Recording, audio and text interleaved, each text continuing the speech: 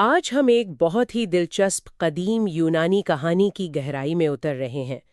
یہ کہانی چالاکی، تکبر اور اس کے انجام پر غور کرنے پر مجبور کرتی ہے۔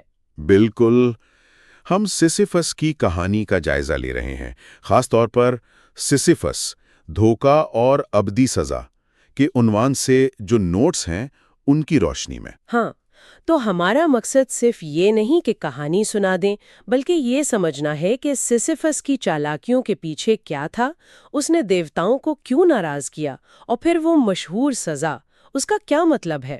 صحیح، اور یہ بھی کہ اس قدیم داستان سے آج ہم کیا سیکھ سکتے ہیں، خاص طور پر انسانی فطرت کے بارے میں۔ تو مرکزی کردار سیسیفس کورنتھ کا بادشاہ تھا۔ کہا جاتا ہے کہ بہت ذہین تھا، لیکن ساتھ ہی بہت مکار اور خود پسند بھی۔ ہاں، ذرائع بتاتے ہیں کہ وہ سمجھتا تھا کہ وہ اپنی عقل سے دیوتاؤں کو بھی ہرا سکتا ہے۔ اس کے چاندی جیسے بالوں کا بھی ذکر ہے، اور یہ کہ وہ اپنی چالاکی پر بڑا فخر کرتا تھا۔ اچھا، اور یہیں سے وہ یونانی تصور ہوبرس یعنی تکبر کہانی میں آتا ہے۔ یہ یونانی اساطیر کا ایک مرکزی خیال ہے۔ ہوبرس یعنی صرف خود اعتمادی میں نہیں، بالکل نہیں۔ یہ وہ غرور ہے جب انسان خود کو تقدیر سے یا دیوتاؤں سے بھی بڑا سمجھنے لگتا ہے۔ اور یہ اکثر تباہی لاتا ہے۔ بالکل، سیسیفس کی کہانی اس کی بہترین مثال ہے۔ اس کا تکبر صرف ذاتی نہیں تھا، وہ تو جیسے کائنات کے نظام کو چیلنج کر رہا تھا۔ تو آئیے اس کو تھوڑا کھولتے ہیں۔ اس نے آخر کیا کیا تھا کہ دیوتا، خاص طور پر زیوس، اتنا ناراض ہو گیا؟ اچھا، سب سے بڑی بات جو سامنے آتی ہے وہ یہ ہے کہ اس نے زیوس کا ایک اہم راز فاش کر دیا تھا۔ اوہ، کیسا راز؟ وہ زیوس ایک دریا دیوتا کی بیٹی کے اغوا میں ملوث تھا، اور سیسیفس نے یہ بات اس دریا دیوتا کو بتا دی۔ زیوس یہ بات چھپانا چاہتا تھا۔ اچھا، اور دیکھیں، یونانی عقائد میں زیوس صرف دیوتاؤں کا بادشاہ نہیں تھا، وہ آسمان، انصاف، نظم و ضبط، ان سب کی علامت تھا۔ یعنی اس کے راز کو فاش کرنا ایک بہت بڑا جرم تھا۔ ہاں، یہ صرف چگلی نہیں تھی، یہ تو زیوس کی حاکمیت کو چیلنج کرنے جیسا تھا، نظام کائنات میں خلل ڈالنے کے برابر۔ تو اس گستاخی پر زیوس نے ہم موت کے دیوتا تھیناٹوس کو بھیجا۔ جی ہاں، تھیناٹوس کو بھیجا کہ سیسیفس کو سزا دے، یعنی اسے انڈر ورلڈ لے جائے۔ لیکن یہاں سیسیفس نے اپنی پہلی چال چلی۔ بالکل، وہ کسی نہ کسی طرح، شاید باتوں میں لگا کر یا کوئی اور ترکیب استعمال کر کے تھیناٹوس کو قابو کر لیتا ہے اور اسے زنجیروں میں جکڑ دیتا ہے۔ کیا اس نے موت کو ہی قید کر لیا؟ ہاں، ذرائع یہی بتاتے ہیں۔ ذرا سوچئے، یہ کتنی بڑی بات ہے۔ یہ تو اس کی بے باکی کی انتہا ہے۔ یہی تو، یہ اس کی ذہانت سے زیادہ اس کی حد سے گزر جانے والی فطرت دکھاتا ہے۔ موت، جو زندگی کی سب سے بڑی حقیقت ہے، اسے ایک انسان نے قید کر لیا۔ اس کا نتیجہ کیا نکلا ہوگا؟ کہتے ہیں کہ اس دوران زمین پر کوئی مر ہی نہیں رہا تھا، ایک عجیب سی افراتفری پھیل گئی۔ یہ سیسیفس کی شخصیت تھی، وہ نتیجوں کی پرواہ نہیں کرتا تھا۔ لیکن ظاہر ہے یہ زیادہ دیر تو نہیں چل سکتا تھا۔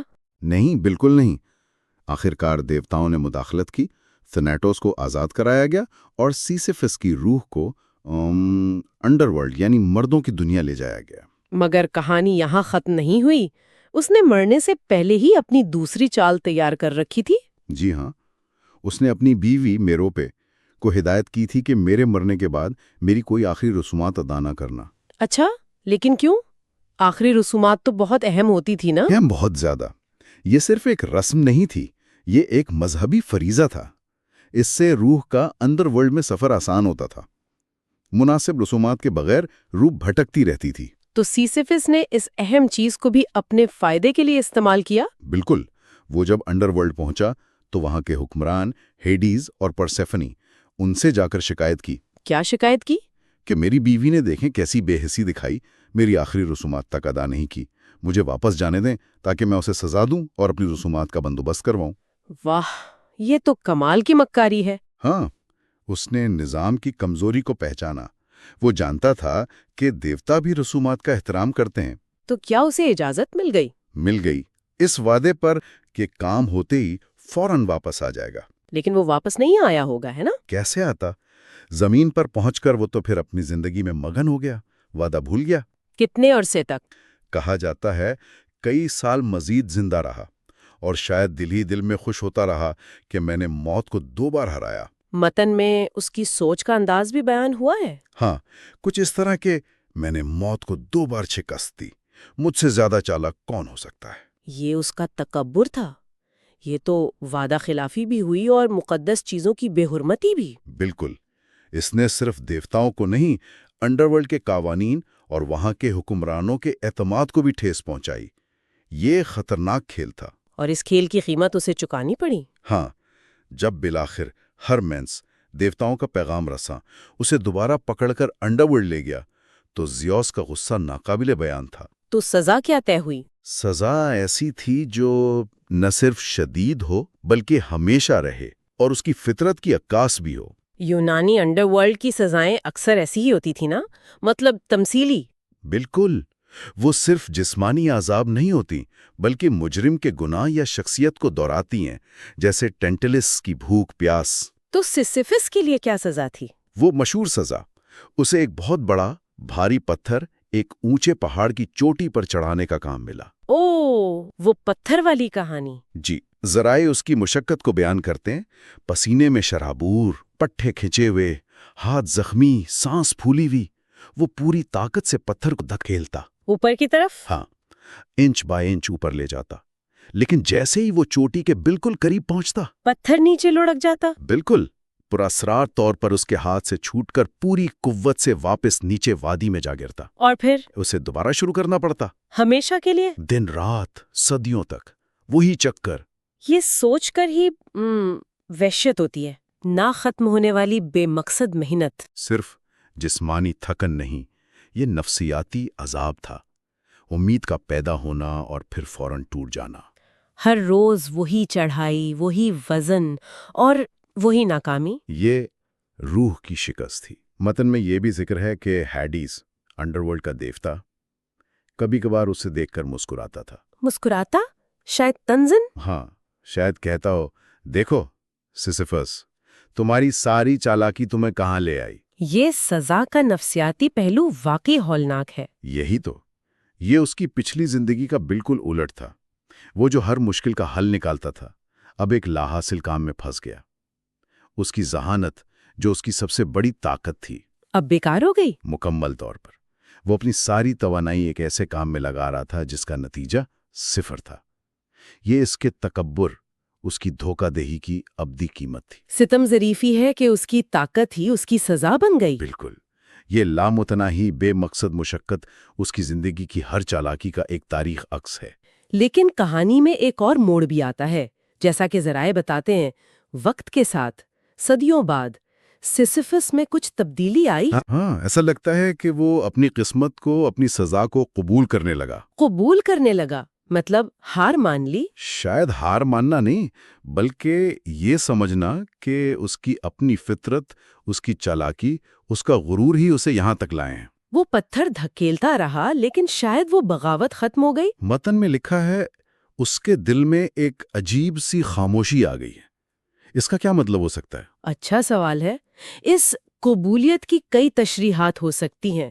کیا یہ مکمل مایوسی ہے، یا شاید اس نے اس جدوجہد میں ہی کوئی معنی تلاش کر لیا؟ یا شاید یہ تسلیم کرنا کہ کچھ چیزیں ناگزیر ہوتی ہیں۔ ہاں، یہ بھی ہو سکتا ہے۔ ذرائع کا جھکاؤ تو اسی طرف ہے کہ یہ اس کے اعمال کے نتائج کو تسلیم کرنا تھا، کائناتی انصاف کا اعتراف۔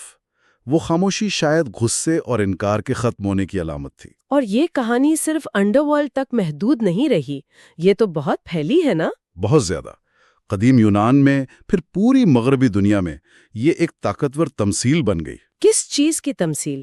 دھوکہ دہی، تکبر اور تقدیر یا دیوتاؤں کی نافرمانی کے خلاف ایک سبق آموز کہانی۔ ماں نے بچوں کو سنائی، فلسفیوں نے اس پر بحث کی، یہ ایک وارننگ بن گئی کہ انسانی ذہانت کی بھی حد ہوتی ہے۔ تو اس سب کا خلاصہ کیا ہے؟ مجموعی پیغام کیا ہے؟ پیغام بہت واضح ہے، اور ذرائع اسے آخر میں بتاتے بھی ہیں۔ دھوکہ دہی اور حد سے بڑا ہوا غرور آخرکار بے معنی ثابت ہوتے ہیں اور ابدی سزا یا ناکامی کا باعث بن سکتے ہیں۔ یعنی سچائی، عاجزی اور اپنی حدود کو پہچاننے کی اہمیت۔ بالکل، یہ کہانی بتاتی ہے کہ ذہانت اچھی چیز ہے، لیکن جب وہ دوسروں کو نقصان پہنچانے یا نظام کو چیلنج کرنے کے لیے استعمال ہو تو انجام برا ہو سکتا ہے۔ یہ توازن کی کہانی ہے۔ تو اگر ہم آج کی بات چیت کو سمیٹیں، सिसिफस, चालाक मगर मुतकब्बिर बादशाह। उसने देवताओं और मौत को धोखा दिया, ज़्यूस का राज फाश किया, थिनाटोस को कैद किया, अंडरवर्ल्ड से भागा। हाँ, बार बार अपनी हदें पार की। लेकिन इसी तकब्बुर और धोखे की वजह से उसे वो अबदी सजा मिली, वो पत्थर वाली मशक्कत जो उसकी चालाकियों की बेमानवियत को जाहिर करती है। बिल्कुल दुरुस्त। कहानी का मरकजी पैगाम यही है कि अमाल के नताइज होते हैं, खासकर जब उनमें तकब्बुर और खयानत शामिल हो। जहानत जिम्मेदारी मांगती है। ये सब समझने के बाद भी एक सवाल जहन में आ रहा है। पूछिए। जैसा आपने कहा और ज़राए में भी है कि उसने आखिरकार अपनी किस्मत कबूल कर ली, वो अजीब सी खामोशी, तो क्या इस लामुतनाही जिद्दोजहद को सिर्फ सजा ही समझा जाए? आप क्या सोच रही हैं? मेरा मतलब है, क्या इस अमल में, पत्थर को बार बार ऊपर धकेलने में, ये जानते हुए भी कि वो गिरेगा, क्या उसमें महज अजियत के अलावा भी कुछ हो सकता है? जैसे कि? जैसे किसी किस्म की मुज़ाहमत, अपनी तकदीर का सामना करने का एक अजीब तरीका, या शायद जैसा कि बाद में कुछ फलसफियों ने कहा, क्या इस बेमानी मशक्कत में ही कोई गहरा मतलब छुपा हो सकता है? ये बहुत दिलचस्प नुक्ता है। क्या इस बेमानगी को कबूल करके इस पर काबू पाया जा सकता है? क्या जिद्दोजहद खुद ही एक मकसद बन सकती है? हाँ, कुछ ऐसा ही। ये वो सवाल है जो ये कदीम कहानी आज भी हमारे लिए छोड़ जाती है, इंसानी हालत की पेचीदगियों पर सोचने की दावत देती है।